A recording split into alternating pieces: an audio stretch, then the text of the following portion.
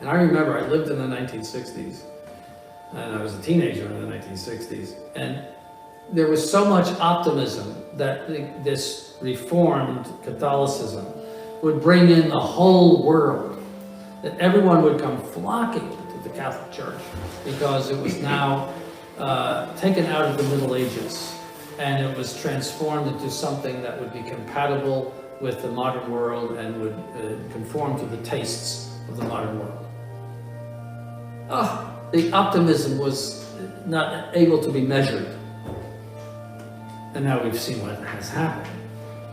This Father de Say, who recently joined us from Nova Sorrow, he said that when he was in the seminary, they told him that you, seminarians, when you're ordained, you will preside over the decline of Catholicism. That's what they told him in the seminary. This was in a very conservative Nova Sorrow seminary, that you will preside over the decline of Catholicism.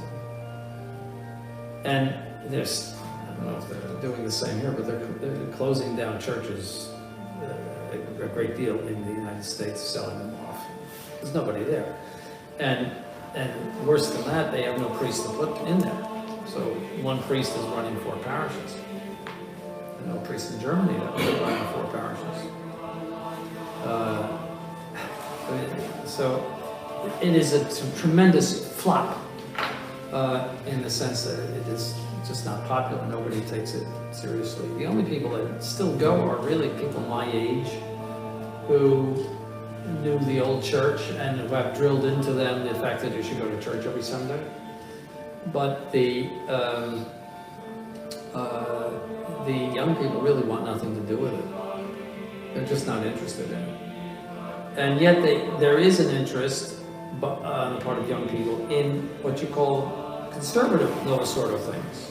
The indult mass, for example, is frequented to a great extent by young people, young families. The Nova Sordo even made the comment, it is interesting that they can be nostalgic about something they never knew, because they just see that as nostalgia.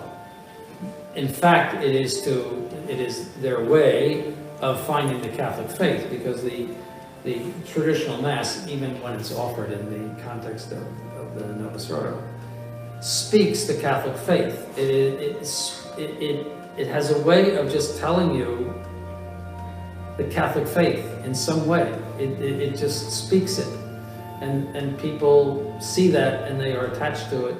And if you see the pictures of people going there, many of them, I would say most of them, are young families, because there's something to it. There's belief in God. There's a consistent idea about God, what he should be, and what the Catholic Church should be, etc., etc. And that's why Bergoglio wants to shut it down so much, because there's that inevitable effect of the traditional Mass on people. It teaches them to despise what Vatican II has done, because they see what the Church was through the Mass.